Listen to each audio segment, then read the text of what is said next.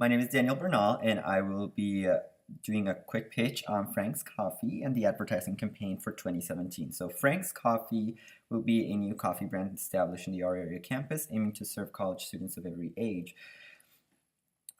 Frank's will be facing off against Starbucks Coffee, Einstein, and Dasbog for those clients. However, Frank has the advantage of being novelty, and how we use that with an audience like the millennial generation, whose obsession with newness is an accurate descriptor, is key in order to run a successful advertising campaign. So what we are aiming to do is the heavy use of social media over the use of traditional media initially, because it will be key to offset startup costs. So looking deeper, there's 5 main social media outlets that are something to keep in mind. The popularity of lists, a picture is worth 1,000 words, the messages that are sweet and simple, and the absolute power of ephemeral content, as well as the look. Taking this into account, this aspect of media planning veers away from traditional media to offset the startup costs, just as said before. The majority demographic on Facebook. So starting on Facebook, the majority demographic is women over the age of 18. Unsurprisingly, the content that received more interactions were links, and the links that received more interactions were lists. So companies like BuzzFeed and Dipley rely heavily on this for their online traffic in order to hit their key performance indicators. And lists can be one of two ways: just the list itself that incites clickbait, or there's this alternate version that plays with reverse psychology. So it's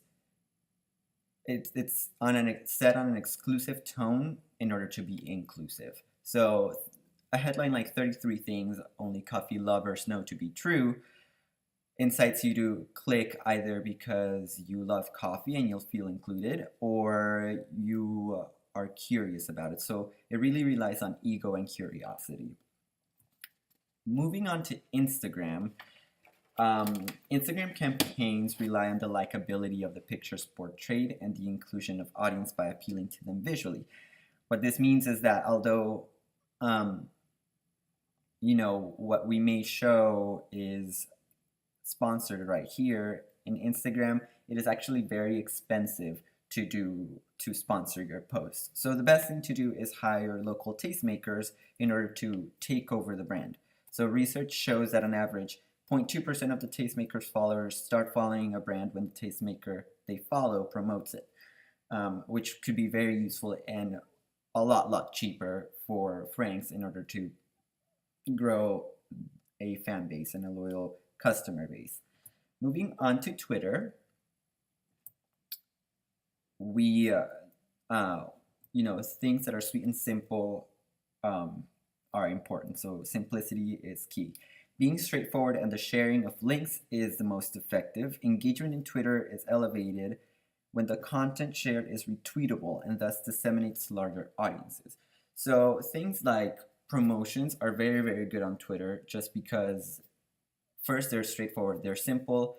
You can connect them to other social media sites and your website.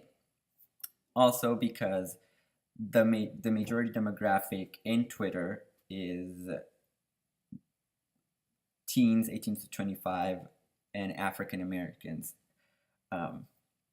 And studying deeper into African Americans, they really like to spend on lavish lifestyles. So promoting things like free coffee or stuff like that for all of the demographic, for the majority demographic, is very effective. Snapchat and the power of ephemeral video. This is one of the most important things that I love to stress. It is because we are attention span, the human attention span is clocking in at 8 seconds, which is smaller than a goldfish. A goldfish has 9 seconds. Aside from that, in today's world, on-demand geo filters allow for easy dissemination of the brand via visuals, and sharing the key is key to make Snapchat successful. So on-demand geo filters usually go for about $9 to $15 a day, which is huge in offsetting costs. and there is a huge commercial market available with the usage of these filters. So you can make them as simple or as wild as you want, and it's basically, it pays for itself, because when people are walking, whenever you put a geofence around, it's usually $5 for 20,000 square feet. So whatever your geofence in is, if people are putting or using Snapchat in it, your filter will appear, and if it's visually appealing enough, people will start disseminating it with others. So the focus is on the Tivoli Student Union, because the Tivoli, especially pre-semester, a lot of people go there to buy their books, to buy their materials, their essentials, and from all three colleges. So it's an amazing place to get people from all three colleges, Metropolitan State Universities, UDenver, and CCD, or CC, Community College of Denver, to share and disseminate. The last thing that we want to touch upon is Frank's look. So taking upon the culture and who